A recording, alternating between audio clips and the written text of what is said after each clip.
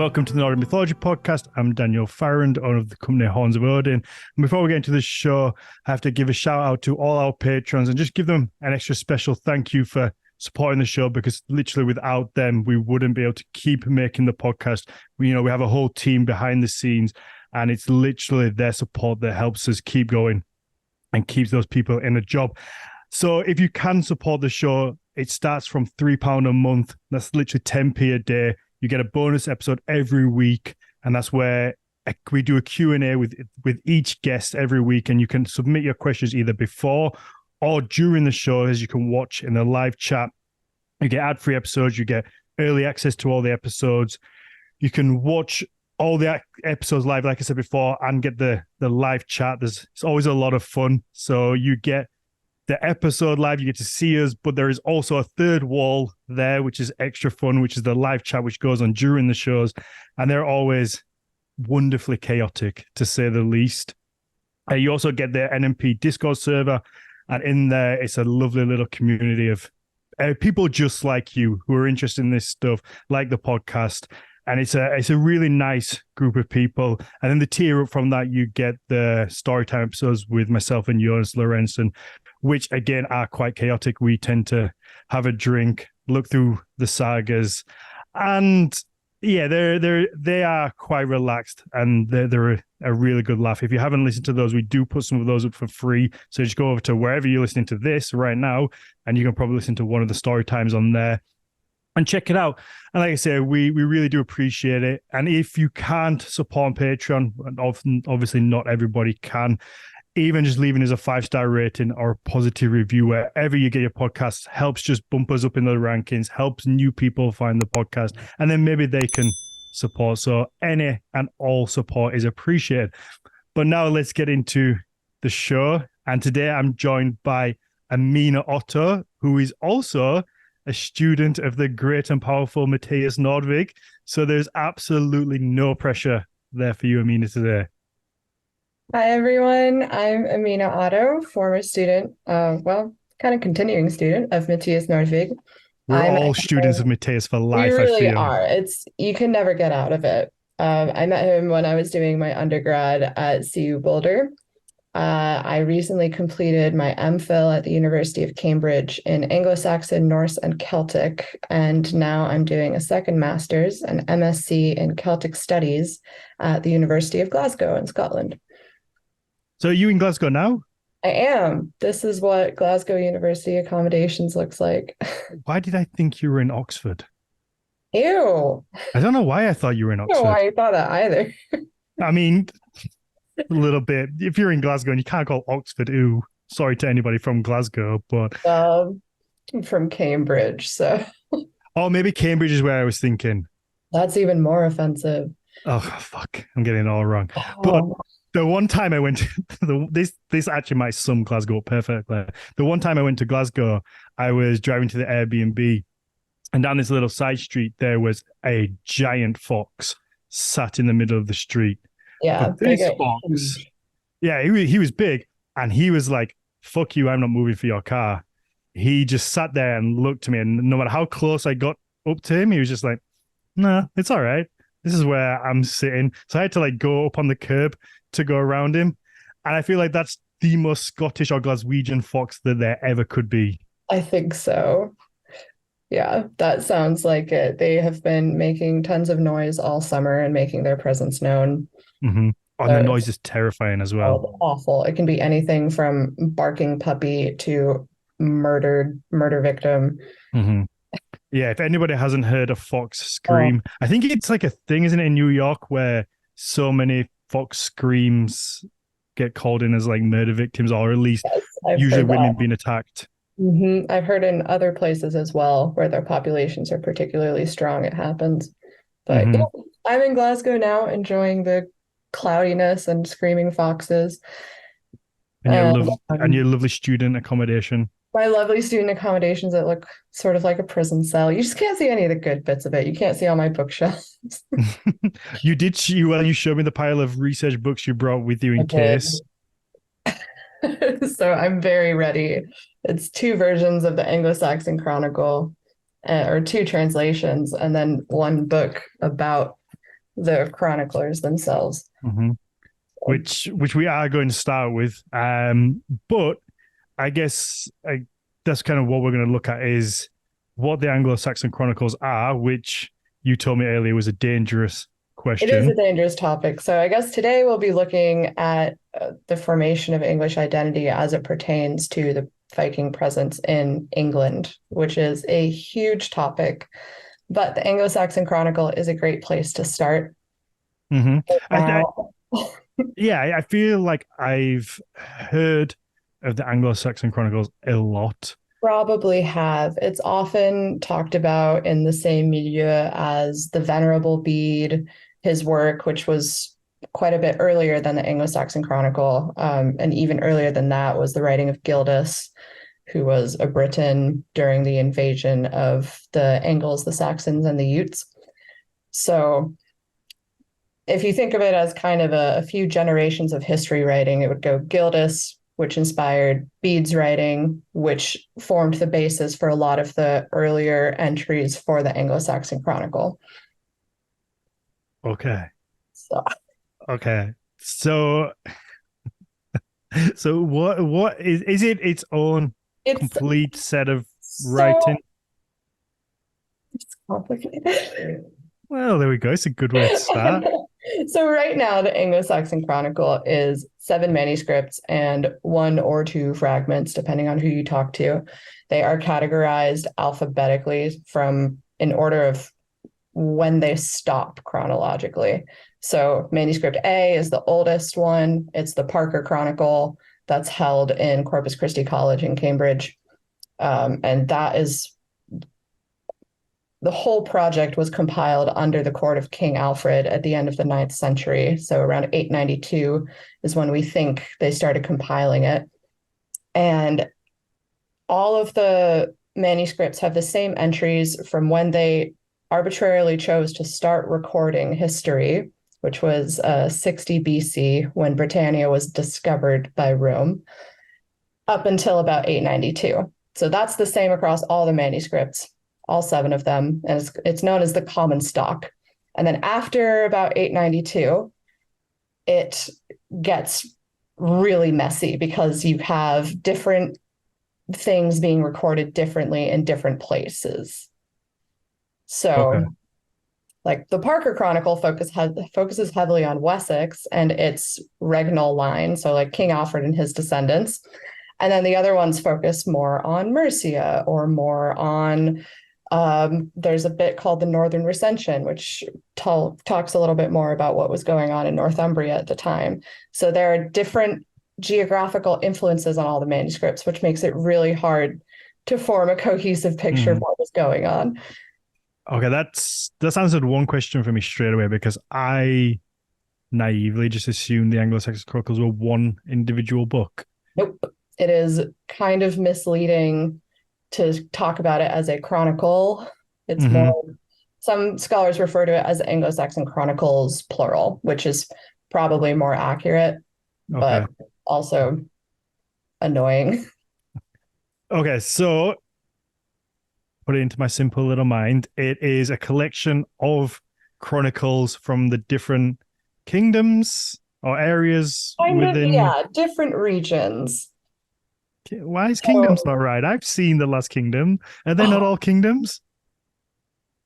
Was it not a kingdom of Mercia and a kingdom?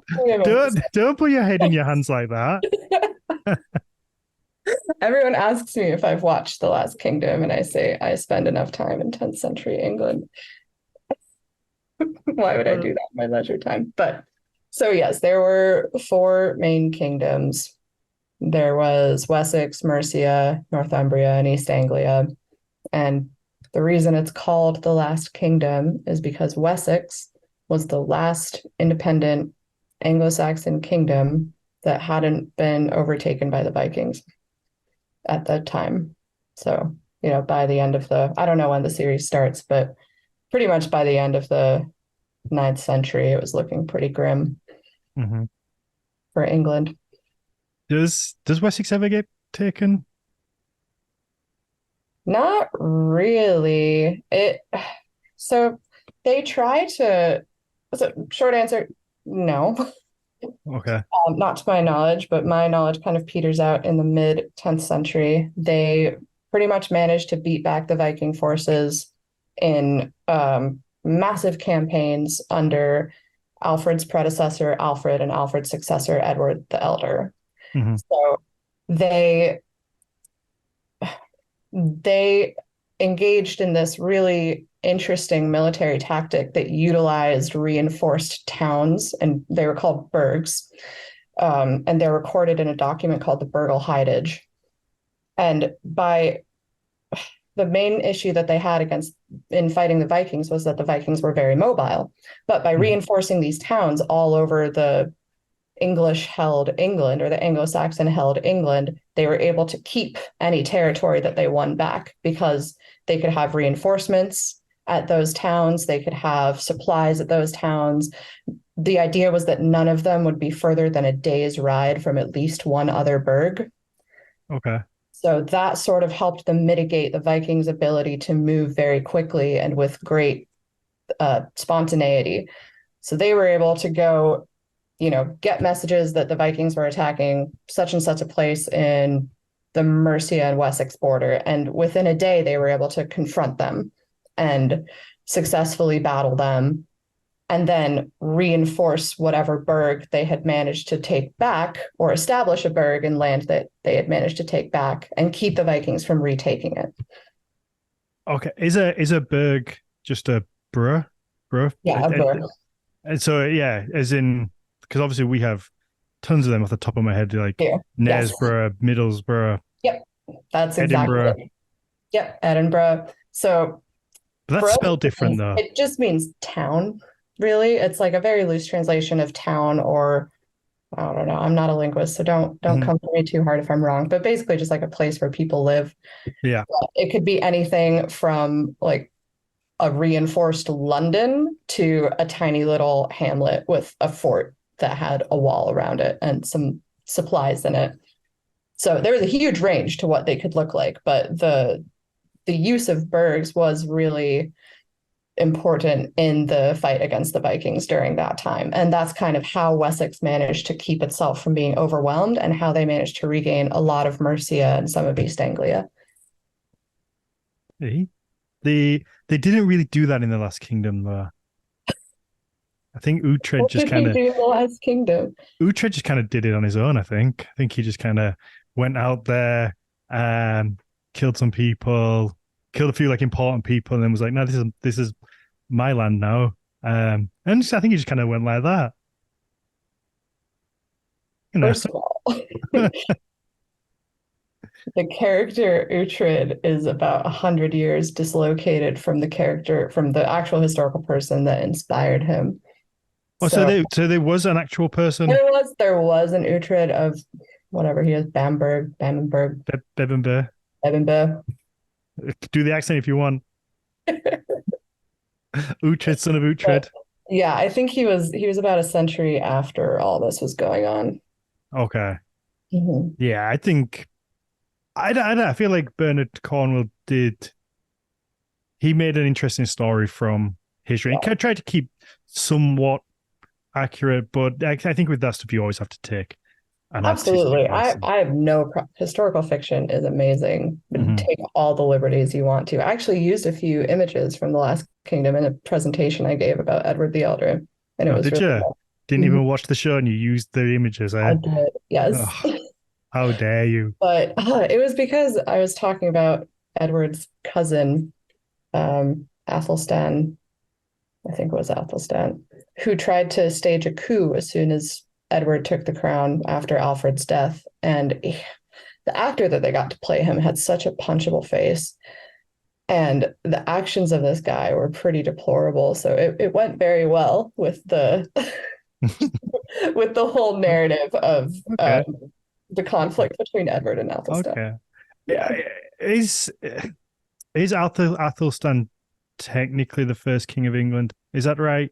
Different Athelstan. Ethelward staged a coup once Edward inherited the crown from Alfred because his father, Ethelward's father, Alfred's brother, was king before Alfred. Alfred took the throne after he died, and Ethelwerd thought that the crown should go back to him after Alfred's death instead of going to Alfred's son Edward.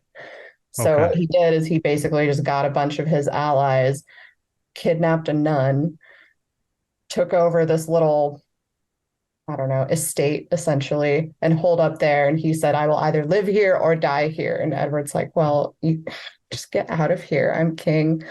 So Ethelwerd lets the nun go and leaves. And he goes to, allegedly, according to the Anglo-Saxon Chronicle, he goes to the Vikings in Northumbria and they accept him as king. And then nobody hears from him for about 2 years. Then he shows up in Essex with a whole ship army. And in a couple sources that are kind of later interpretations of what's happening in the Anglo-Saxon Chronicle, he's referred to as a pagan king or king of a Viking king, essentially, just not English anymore. Mm-hmm. And he raids throughout Edward's land in Mercia, and Edward comes and confronts him, and they end up defeating him in battle and killing a bunch of high-ranking English people that were also turncoats. So, As you do. as you do, everyone has that one cousin. As you do. Yeah. They might stage a coup. There's always one at every There's family party. always one. Yeah. Usually it doesn't end up in maybe kidnapping a nun. But Yeah, that's just such a weird little detail. They were really upset about it in the Anglo-Saxon Chronicle. I imagine. Okay, so we now know what the Anglo-Saxon Chronicles Yes. are. So how do they kind of tell us, or how do we then get English identity? Because that's what I'm here for. I want to know Yeah. how I ended up as an Englishman and not Anglo-Saxon anymore, I guess, or a So, Mercian, or right. That's a really good question because you would think that because Wessex was the most prominent kingdom during all of this, you would be called something like Saxons or Saxish. But the name English kind of comes from outside of England because all of the Latin speakers, like the people writing in the clergy and the ecclesiastical communities on the continent, referred to the Anglo-Saxons as Angli, which was just a word that had been used by someone and it got recorded. And that just became the common term for the English, even though that was a bit of a reductive term.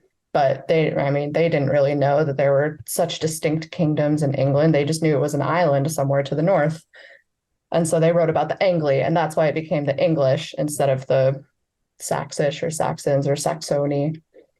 But the the way that that identity formation manifests in the Anglo-Saxon Chronicle is sort of linguistically and sort of contextually. So they do make very important distinctions by saying where things happened. So things happened in Wessex, things happened in East Anglia or Mercia or Northumbria.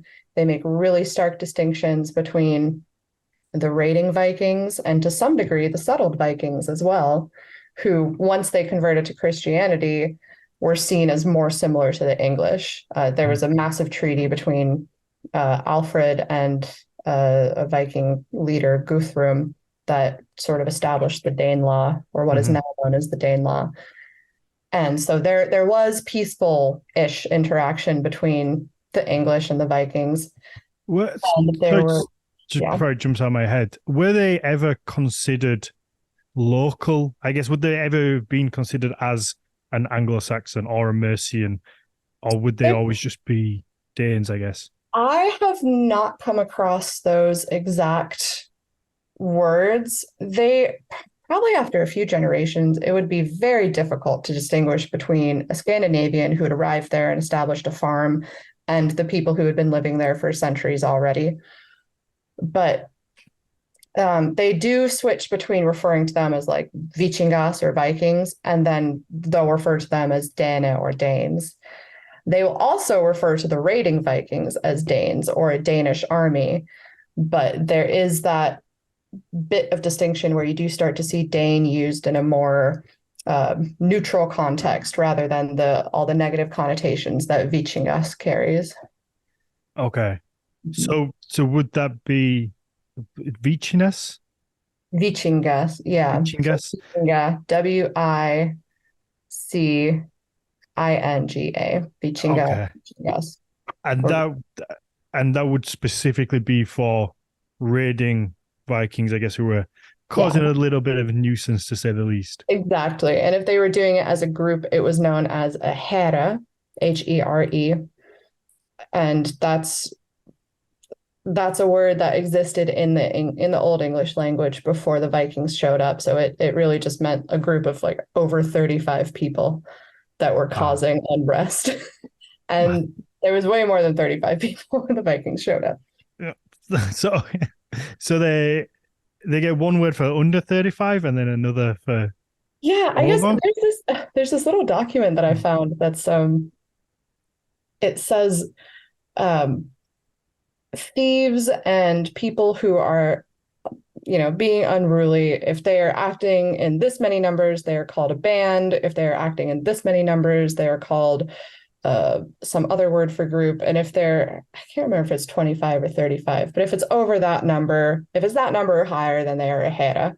So they Hmm. did in the laws, in the actual law codes, they did distinguish between the numbers or the size of groups.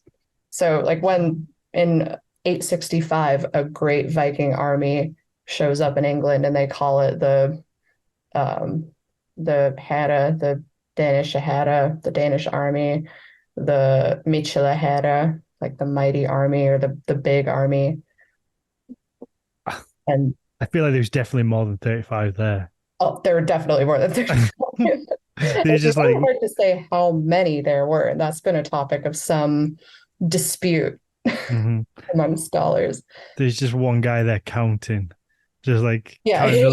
counting the little heads as they come off the boats. And was like, Yeah. yeah, I think there's probably maybe more than 35 here. I think there's more than 35. They're like, I can see at least 20 now. So we can assume that there's more than that over that hill.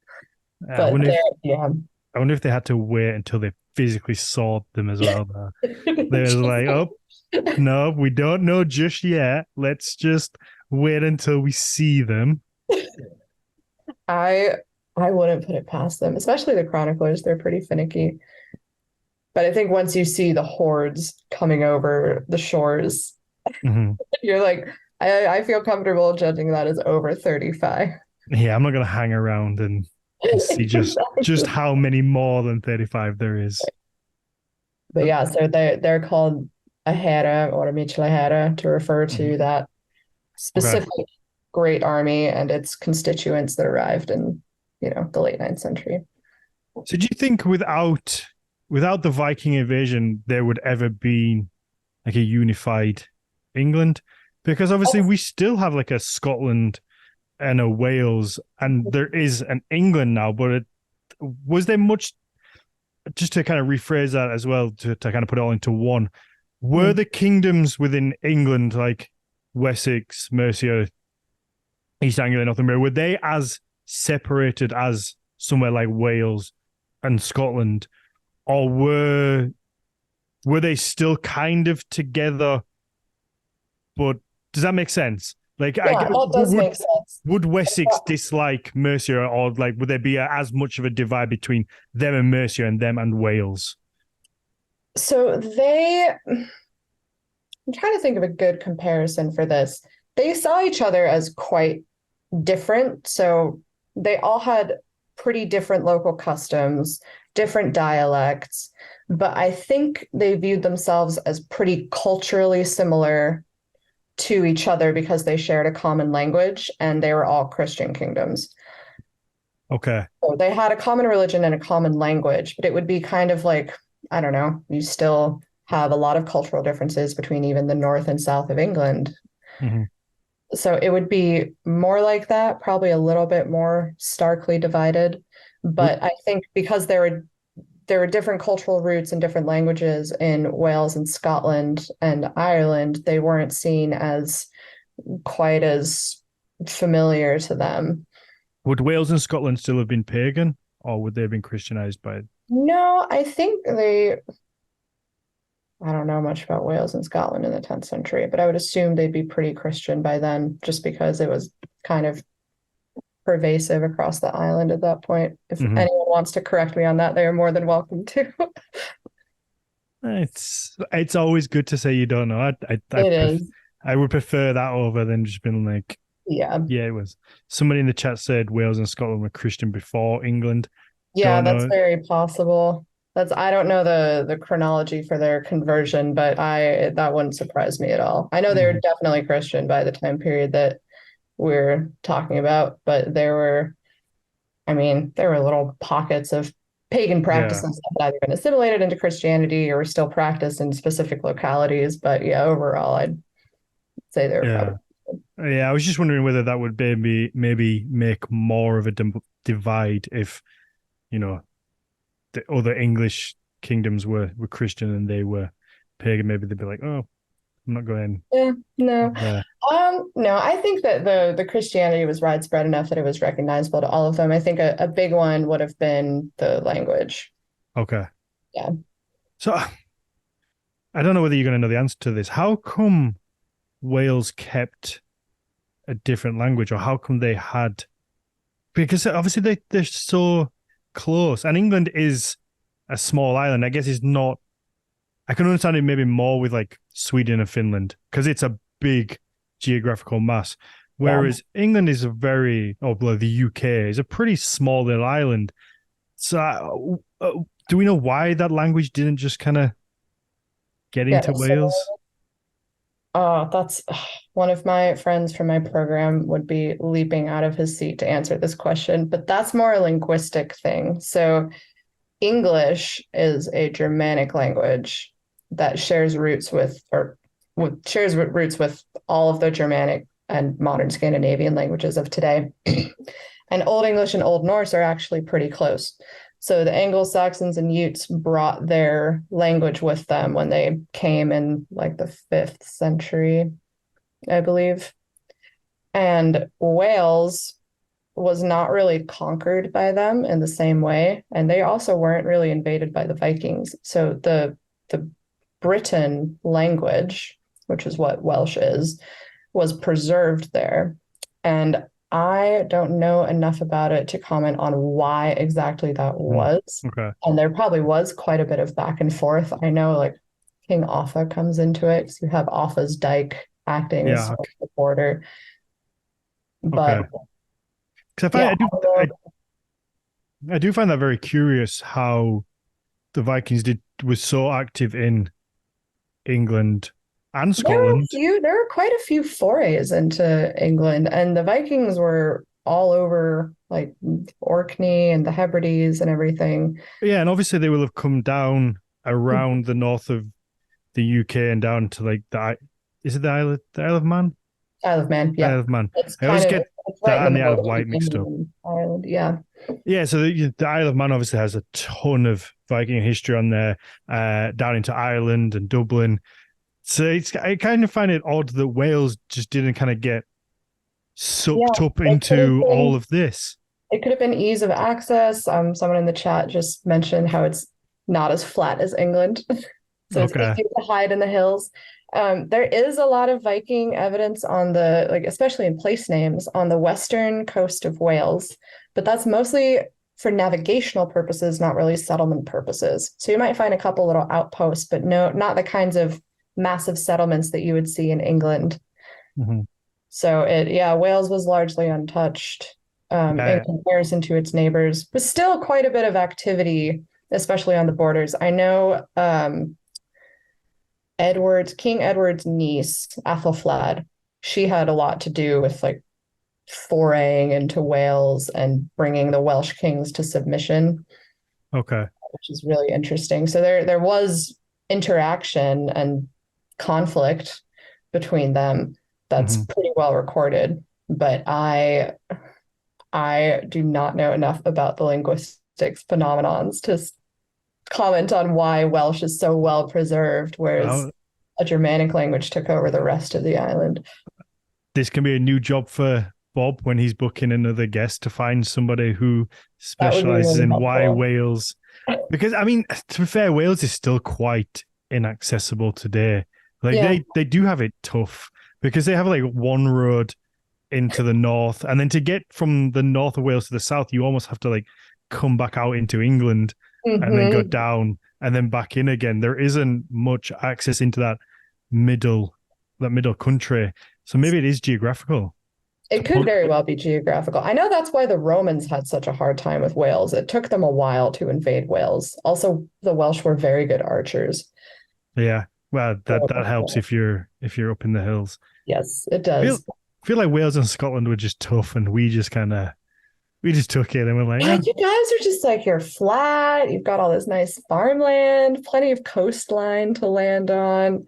You're yeah, not too far from the continent or Scandinavia, really. So yeah. We're just like, guess we're Saxon now. Guess guess we're Roman now. Oh, we're Vikings now, I guess. Oh, Normans, here you come. There we go. exactly.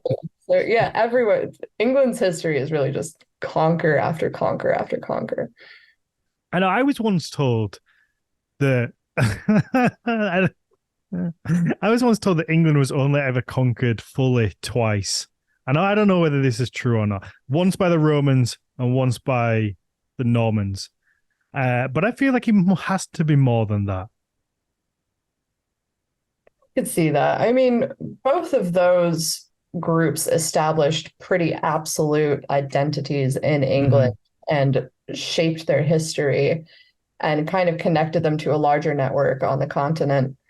But I don't know, I'd say that the Angles and the Saxons pretty thoroughly conquered Yeah, yeah, for sure, England. for But sure. I mean, they just weren't as unified as the Romans or the Normans. Hmm. So I guess maybe it is accurate to say because they did kind of split up different regions for different, I don't know, tribes is probably the wrong word, but different groups. Yeah. Okay. So back to, I guess the question before was, do you think that there would have been a unified England without the Vikings? That's an excellent question, and one that I tackled in my MPhil dissertation. I think the Vikings definitely acted as a catalyst, at least in early medieval England, to sort of cause them to push for a unified identity and to blur the lines of Northumbrian and Mercian and Wessex or West Saxon and East Anglian because they had a common enemy. Hmm. And that was sort of King Alfred's vision. And one of the reasons for creating the Anglo-Saxon Chronicle was to give the whole island a common history, like a common secular history, not just an ecclesiastical or folkloric history. So that was the first notable effort to unify the kingdoms of England into one cohesive identity, but it didn't really come about until after the Normans so the Vikings kind of fractured it further, distracted everyone from their internecine fightings between the English kingdoms, and then hung around long enough for the Normans to come and kind of sweep the slate clean a little bit. And then after that, a real, in quotes, English identity emerged. But I think that was kind of the first step in moving in that direction. Okay. Yeah. Because in the Last Kingdom, uh, why'd you pull that face? Uh, Alfred, it's like it's all set about Alfred's big thing is that Mm. he wants a unified England. And Yeah, obviously, I know it's a TV show, but I just wondered whether that was thinking. And I know that I've that's, seen it. The scene attested as like Athelstan is technically the first true individual king of England. yeah, there's a lot of first kings of England, and it really depends on what you define as England at that time. But yeah, I'd say Athelstan's a pretty good candidate for that. Okay.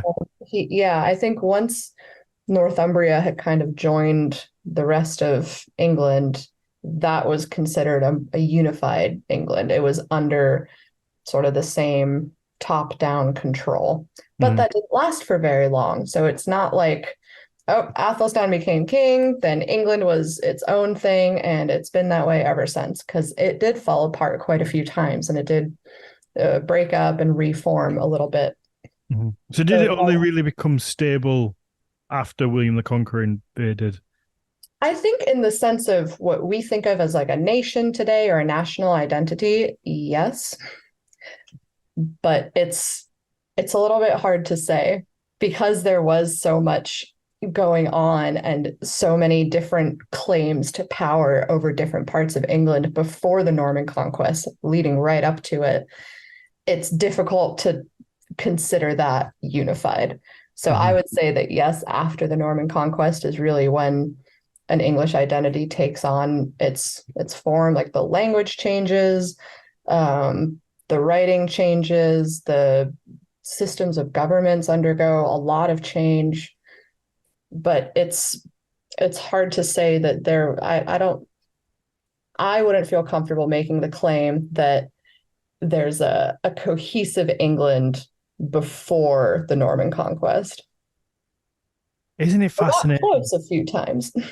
Isn't it fascinating that William managed to just kind of do that, just come across and sweep, and because obviously the Vikings had been trying for generations and generations to conquer England, and I guess each individual kingdom within England had also been trying to. I guess there's always power wars between the different kingdoms, and they'll be trying to steal bits of land, conquer each other. Kings are ambitious, but it seems like William just came in and, with brutality, swept up through England, burning villages, and was just like, you all belong to me now, but managed to do it.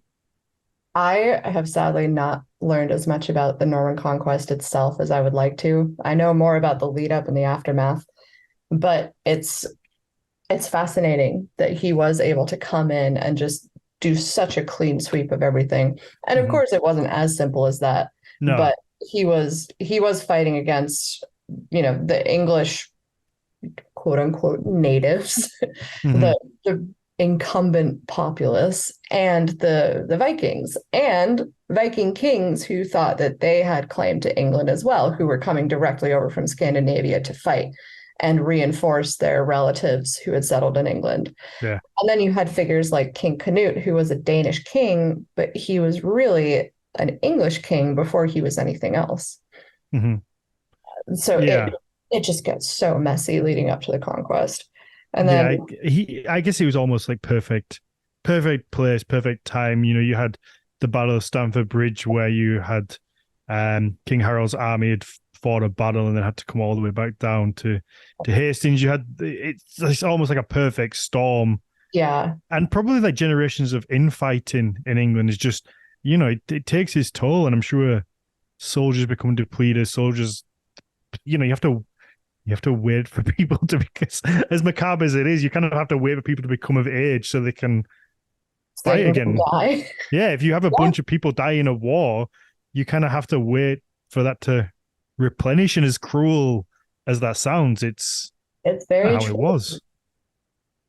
Yeah, it was in a pretty weakened state, and it had come close to cohesion and unity, or whatever you want to call it, a couple times under different kings. But yeah, when Guillaume le Conquérant showed up, he just really cleaned house. And there's a lot of speculation that there was some understanding between who was it? I guess it would have been Edward the Martyr, because he had familial connections, I think, on both sides to William the Conqueror. Okay. But don't quote me on that. But there is some speculation about maybe it was a bit of an inside job. Maybe there was some understanding between William and whatever ruling Saxon or Anglo-Saxon power there was at the time of the conquest, or just before the conquest, that made it easier for him to come in. Well, apparently Edward the Confessor promised him it on his throne. Apparently his ship was. I think he was on a trip or a voyage to northern France, and his ship became shipwrecked, and William pulled them and saved them out of the water. And he promised him that on his deathbed he would be the next king of England. But I think that fucker was promising everyone it. There was He like really was. There was some, he was a right hussy with oh, that throne. He was just giving it out. you get to be the next king of England, and you get to be the next king of He England. caused a right mess because he's like, it was Harold Godwinson on his deathbed. He's like, Yes. you're my buddy. You're gonna be the next king of England. So, and he seemed to just cause a real a real struggle there. Yeah. So I think that probably made it a bit easier for William in the end, since Yeah. there was so much fighting over the throne already. There wasn't a clear inheritor. Hmm. Yeah, for sure. Or at least But everyone felt like they had a claim to it. yeah.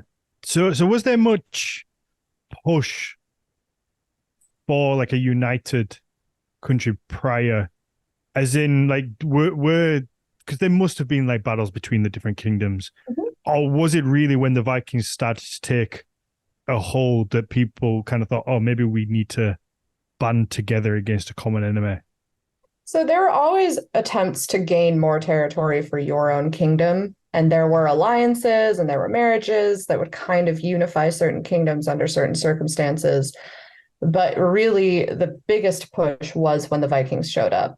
And they were like, look at these pagan, non-English speaking assholes burning our villages and destroying all of our stuff. They're not of us. They are invaders. We need to rally around and go face them in battle Mhm. together. I, And I feel like as a human species, we need space Vikings to come and make us realize that we're I think actually it would help. we're all just a human species, and that like Yeah. the Yeah. They're geographical like, position you're from, the skin color you are, oh, the Wessex sex you isn't are, doesn't that really different matter. from Mercia.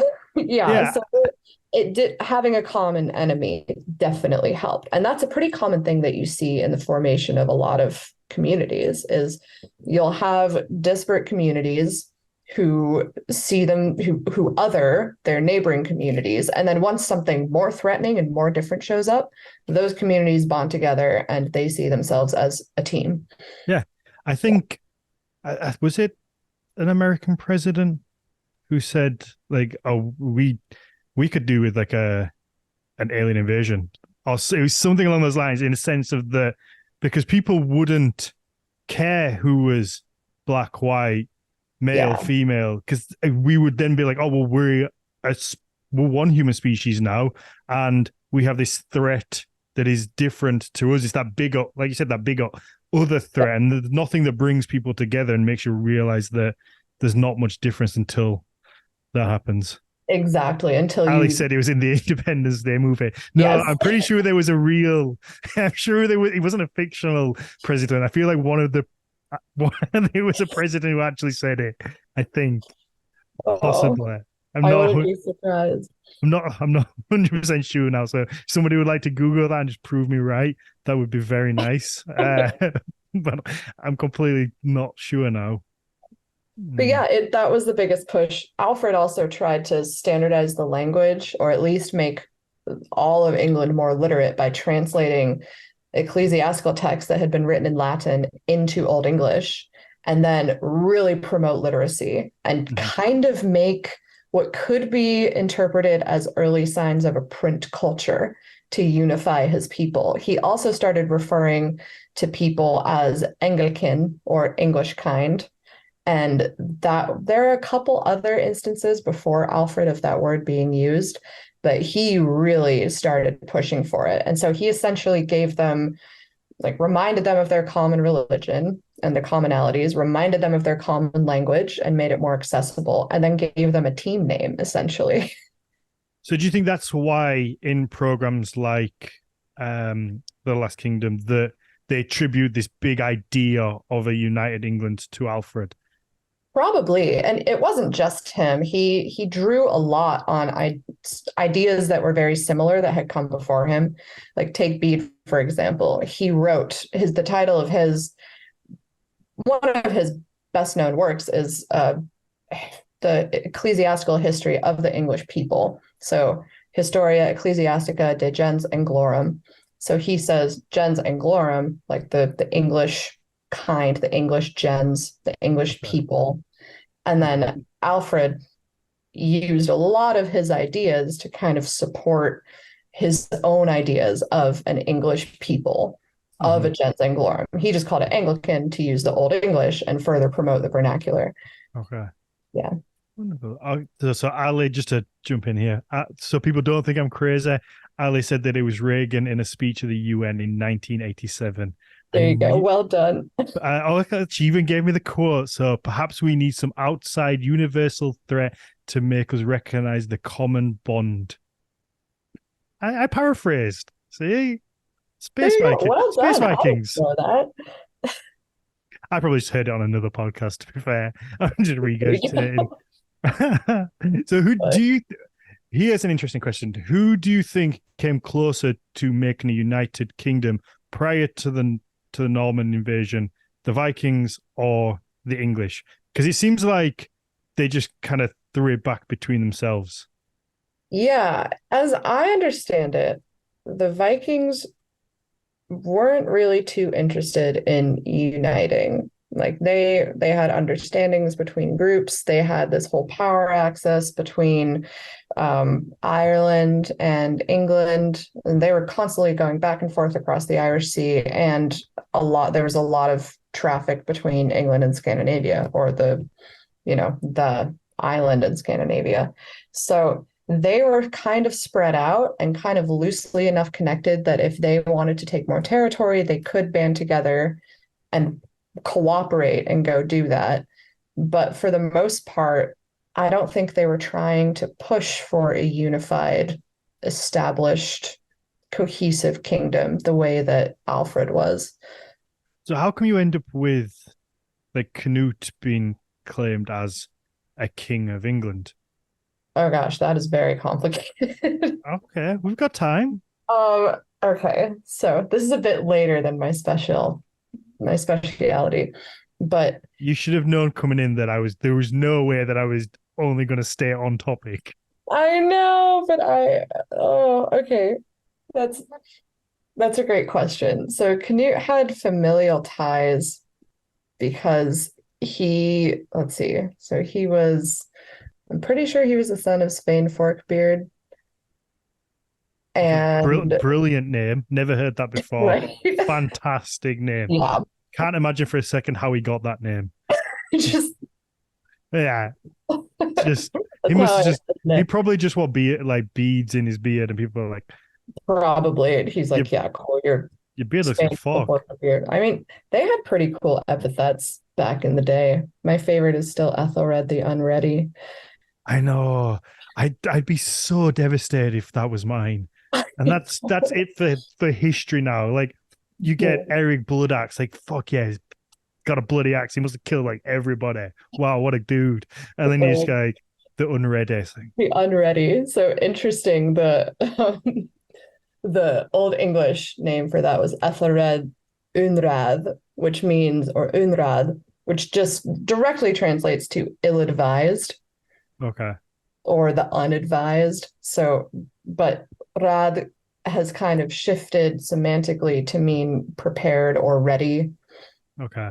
instead of advised. So Mhm. when you look at the Old English, there's not as much blame pointed as him. It's his advisors who didn't do their jobs very well. But yeah, Ethelred the Unready is a great one. He's stuck with it now. Just Yep. like Ali pointed out again in the chat, my Viking name somehow ended up being Dan the Dick Biter because I once said that if war was happening, then you gotta do what you gotta do, and if you're in a position where you're fighting and it's there, it's getting you just gotta bite Right. it off, haven't you? Like that's just I must have said this. I said this so long ago, and somehow it's just stuck. So I guess that's kind of how this thing happens. So if I was, we were back in the 10th century, Yeah. I there would be some idiot on a podcast 1,000 years later referring to me as the dick biter, Yep. which There you go. Now you know how Ethelred feels. yeah, so the space Vikings in 500 years are going to be like There you go. this dick biter guy. That's a Stick bit fighting that. How did like, that happen? yeah. How did I wonder? He must have. The worst thing is, let's just say, like, through some weird series of events that all technology got lost, so they couldn't like hear the episodes, but somehow the Dick Biter like name carried on forth through generations, and they must be just be like, oh, that guy must have bit a lot of dicks. Like they just be like, he must have like There's really, so many dicks to be known as Dan Dickbiter. yeah, he must have like really, really like got in there on that. He was just chomping away. Oh yeah, so if someone made a rune stone and we just left it somewhere, uh, just for the future generations, that would be. Oh, that would be wonderful. But I obviously we joke about this, but I always wonder like if that's happened in history. It must have. I'm sure it has. I mean, you see tons of Roman graffiti that's like, for a good time, visit this person's house, or so and so was here, or so and so loves, I don't know, another person. But it's so I, and also just scratchings of the good old cock and balls can be found everywhere in ancient graffiti. Men Everyone never was grow just up. showing dicks. So Men don't grow up. they said, I'm sure they said some pretty hilarious things, and it's now recorded somewhere in Uh, an yeah, archaeological. I mean, because obviously a sense of humor, it's as the oldest time. I'm sure. I'm Mhm. sure they were always people were always just playing tricks on each other, and I've always wondered. I wonder what the thing is that we, not even just relating to the Vikings, like as a just a history as a whole, the Mhm. thing that like humans take to be today to be like really serious that we take as being fact, that the people at the time are just like, oh my god, that's definitely not what that was. That's not what that meant. That actually meant like that was just a joke. Like I was just playing a prank on him, and then but somehow it's just become this amazing find that we all now look at and revere as this super important I think thing. about that all the time, and it must have be so funny to think about that. And it makes you wonder what that is going to be in the future. Like, are people going to look back at our memes Oh and have yeah. a lot of questions? Oh my god. But oh, I There's don't some know. bad memes out there. That yeah, it because obviously it just depends on what makes it through to that next stage and what what survives. And it could be, it must be tough if if you make a discovery to then be like, oh, this could actually just be a joke. Because I'm sure everybody that makes like a big find is like they want it to be like the most serious, like groundbreaking find ever, because that's just human nature. So, and then it's just a little bit of a joke. It's just they're just having us on. I feel like it has to have happened. Must have. I'm positive it has. There's no way that we've avoided that in any Yeah, way. not even just with jokes. I feel like it would be so fascinating if you could just pull somebody from back then. But again, it's that question of like, probably depending on which region you pulled them from would depend on which answer you'd get. But Yeah, if that's you very could, true. if you could just pull someone back and be like, this is what we think, like, are we close? And I just feel like they'd just be like, no, no, not at You're like, all. not at all. No, they're like, I love that any unknown object found that they can't classify or identify is often classified as a ritual object or a cult item or a religious artifact. And I Mm-hmm. wonder how many things that were, like, oh, that's not an idol, that's a shoehorn or something, have been ascribed really significant meaning that had a completely prosaic function. Mm-hmm. Oh Oh, yeah, it was just a little ornament, like silly little ornament that they made for, yeah, because like they that's must a be things that, children's toy. yeah, or things that like a husband might make for a wife, or his wife might just make for him. And people are individuals. They have personalities. They will have done things a little bit different, and some are lazy, some aren't, some are specialize in things, some don't. So you just get this whole array of things, and I always find it quite. I find this with textiles a lot when you get reenactment groups who get really finicky about like the amount of stitches you have to have or this, and I always just think like, you know what, people are people. They didn't have like a little thing that said you had to have 10 stitches. It was some people will have done 8 because they're fucking lazy like me, and some will have done it like perfect. It's very true. And that variation can be seen across any sect of history that you want to examine. And it makes it really hard to project things back and say, this is historically accurate, this is not historically accurate. Mhm. Because as Matthias loves to remind his classes, it's complicated and we can't go ask them about it. Has he stole that for his classes, or did we steal that from his classes? You probably stole that from his classes. Probably, yeah. He probably Yeah. just said it on here, and I was like, Oh, ooh, he probably just said it all the time on here, to be fair. And then yeah. it was like, Anytime anyone asked a question in class, he'd go, well, it's complicated. And oh then he'd yeah. begin his answer. Well, okay, so yeah, okay, let's kind of not we don't have to wrap up just yet, but let's how is Mateus as a teacher? What's he like? He's wonderful. He is hilarious. I remember, maybe I shouldn't tell this story, but one time, March 18th, we showed up to class and Matthias was sitting at his desk, just looking absolutely miserable. And this was for my Tolkien Nordic sources in the Lord of the Rings class. And he was sitting at his desk with his head on his hands, not looking at anyone. And he said, okay, class, get in discussion groups. You're going to discuss the chapters you read for the next 50 minutes. Okay. Why? And he's like, yesterday was St. Patrick's Day, and I woke up covered in green glitter in a dumpster. Don't talk to me. I feel yeah, I can see that. I see that. He would, I wouldn't say he often showed up to class in such a state, but that was one very memorable bit. That was the first class I ever had with him. Oh, really? Yeah. Well, so clearly I took 5 more classes with him. Mm-hmm. Um, Yeah. but yeah, as a teacher, he's really wonderful. He's so funny. He's so engaged with the material. He's very approachable as a professor. Mm-hmm. Um, we recently went through and read all of his ratings on Rate My Professor, and a lot of people have a lot of complaints about his grading. So Okay. I never found him to be a harsh grader, but apparently a lot of people think he is. I imagine he is. I I don't know if I should bring this up, but I did read his review of a Children of Ash and Elm. It's scathing. So I can imagine that his reviewing is quite particular. Yeah. So It's yeah. I was a decent student, so I never saw that side of him, but I was his last resort student. So I always did the reading because I'm a huge fucking nerd and I love school, which is why I'm doing yeah. masters.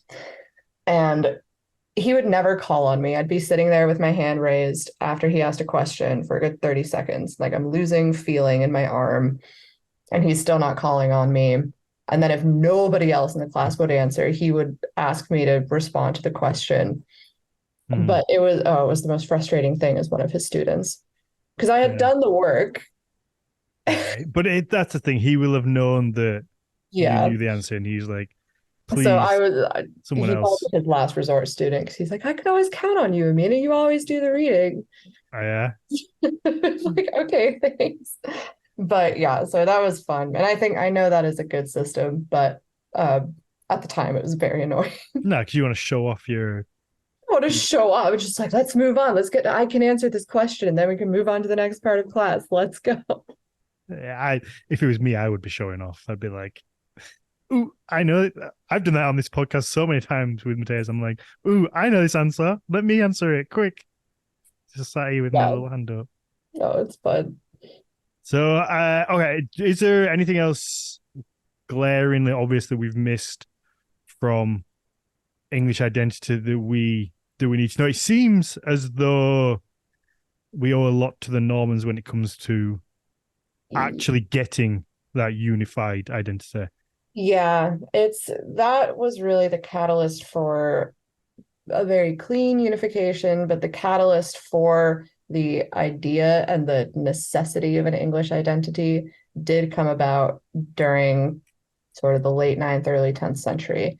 And then even later than that, in the 19th century, is when people started looking back at these early medieval sources and ascribing the deeper English history to that and kind of Okay. making a cohesive national narrative about your origins and your history. Okay. So it went through many phases to get to where it is today. What it meant to be English has undergone a lot of transformation. Yeah. I wouldn't, even as an Englishman, I wouldn't really know what it means to be English. I feel like we're kind of one of those countries, or we're definitely one of those countries that's done enough to other countries where we're not allowed to be like proud of being English That's anymore. fair. You know, like Yeah. there are certain countries around the world. America's certainly one of them. Um, Maybe Denmark's one of them. I don't know. They've done a lot. Belgium, the Netherlands. Uh, there's certain countries who've conquered, colonized, whatever word you want to use, enough people that now, like, I feel like English pride would automatically be synonymous with the far right. Yeah, I could definitely see that.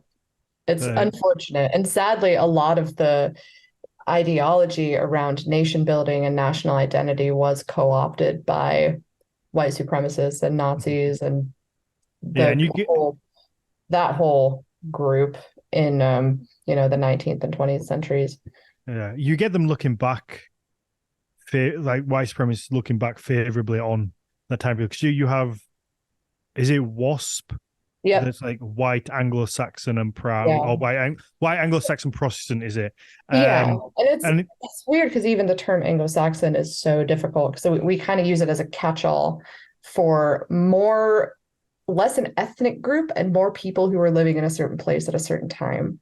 yeah, but But it's it's been just used to mean a certain yeah. race or a certain ethnicity. And yeah, it's I feel like it's almost used as like a time before. So for those people, it'd be like a time before these other people came right. here. I feel like that's kind of, they don't really care accurately what an Anglo-Saxon is. It's kind of just that it was before this happened, but then they Yes. don't really. They kind of miss the irony of they also came here.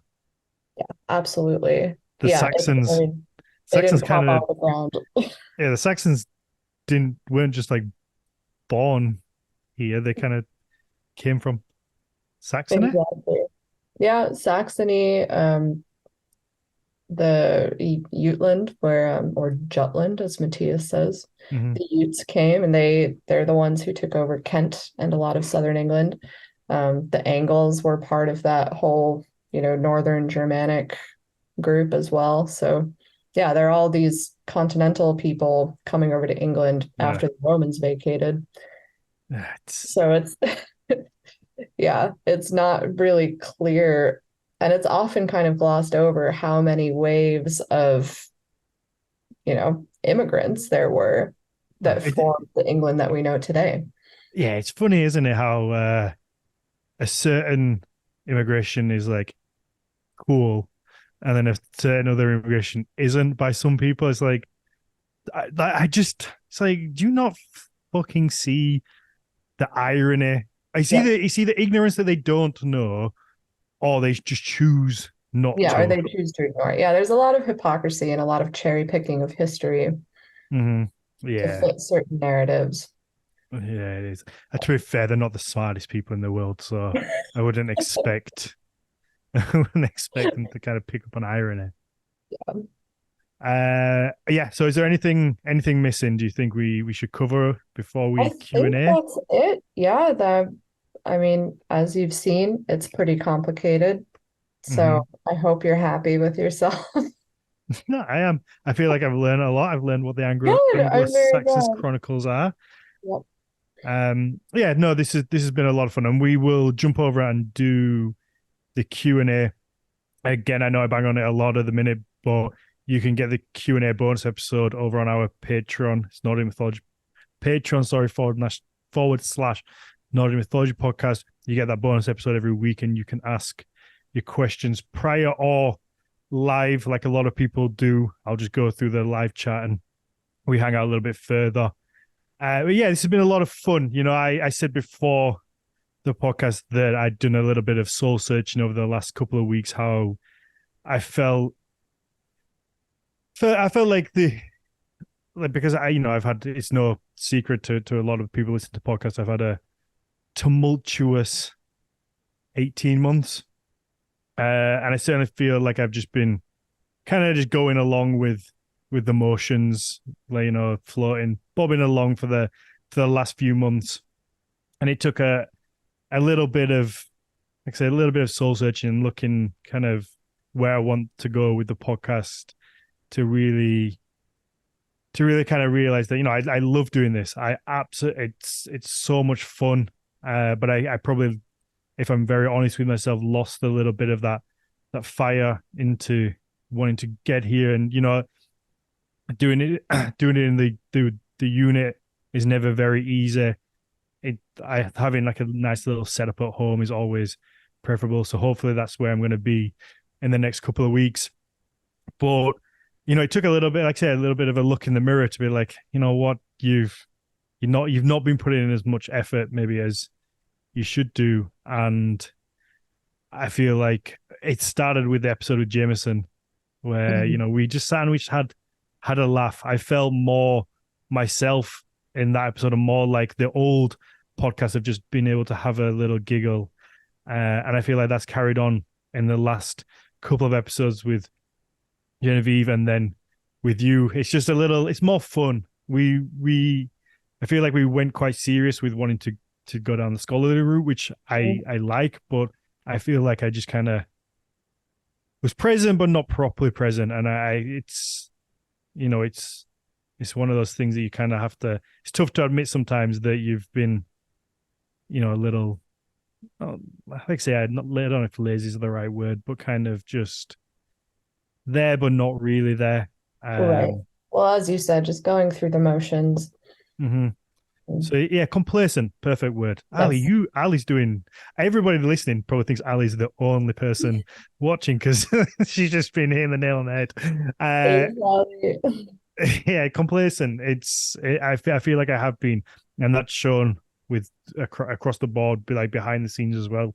So it's kind of, I guess, saying this publicly when you put it out there kind of holds you to the sword as well. Yes. It's my kind of commitment to push on and do better, because I do enjoy doing this. I think we've built a beautiful community and we can really kind of keep it going for a long time. It's just, I appreciate everyone that's stayed listening, stayed supporting throughout the last 18 months. And now I really do feel like I'm kind of out of the other side. I'm like, I've got the house, I'm a little bit more settled. Everything's kind of getting there, that I feel like it's over the hill, and I can start kind of appreciating these moments a little bit more. Good. Well, it means a lot to finally be on this. I've seen so much of the behind the scenes with Matthias and when Shan was doing the editing. So it's interesting to be on the other side of things now, and it's really an honor. So thank you for having me on, Dan. You're welcome. It was a lot of fun. Like I say, these are the episodes I enjoy, where we can have a rapport, have a laugh. Obviously, we met at Midgard, not this year, the year before. I knew straight away that we were going to have a laugh, and we'd be able to talk easy, and that's what excites me. I enjoy that learning, but also just being a little bit silly. And I think I've missed that. I probably just kind of, like I said, just gone with it, just kind of done, as difficult as it is to probably admit, just done the minimum to get through each episode. Kind of just like teed the question up, let the guest speak, and then think of another question, let them speak, rather than actively like feeling engaged and feeling that kind of back and forth. So, and I'm sure it comes across in the episode. So this is kind of a turning point where we can kick on. We're doing some wonderful things behind the scenes and putting together some ideas that we're going to do some new little bits and segments and episodes. So yeah, watch this space. There's my little heartfelt apology, I guess, as well, as much as anything to people that listen. It's not been kind of what I've been wanting to put out. Just been not really been myself, I guess. So yeah, there's a little apology to people. But yeah, let's. Oh, where can people find you? Find if they want to follow you. If they want to follow me, they can follow my Instagram, which is Waelhref,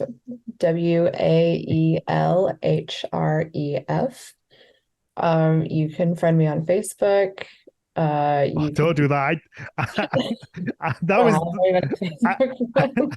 I did that to Mateus. I was like, everyone just add Mateus the week after he deleted Facebook. So Oh, well, yeah, I'm a millennial, so I'm shackled perpetually to the engines of social media. So yeah, it here is. there. But yeah, Instagram's a really good place to find me. I don't post very much, but there are some, if you want to see the actual manuscript of the Anglo-Saxon Chronicle, the oldest one, the Parker Chronicle, my supervisor at Cambridge did take me to go see it. And so there's a very cheesy picture of me with the manuscript on a pillow, looking like I'm, meeting my hero. But it was Yeah, very cool. that's good. Wonderful. Okay, if you want to follow me personally, it's Daniel_Farrant1. Obviously, you can support the business, which is just at Horns of Odin or hornsofodin.com. And like I said at the start of the show, either if you can support us on Patreon, it's patreon.com/Nordic Mythology Podcast, or just leave us a 5-star rating, a positive review wherever you get your podcast. And follow the podcast on all the little social media. So me for the millennials. Yeah, the little so-me's. I don't know if that's even. I don't know if you meant to actually say that or just type it, but the so-me's. Never heard that before. I feel old. Yeah, okay, let's do the Q&A. Yeah.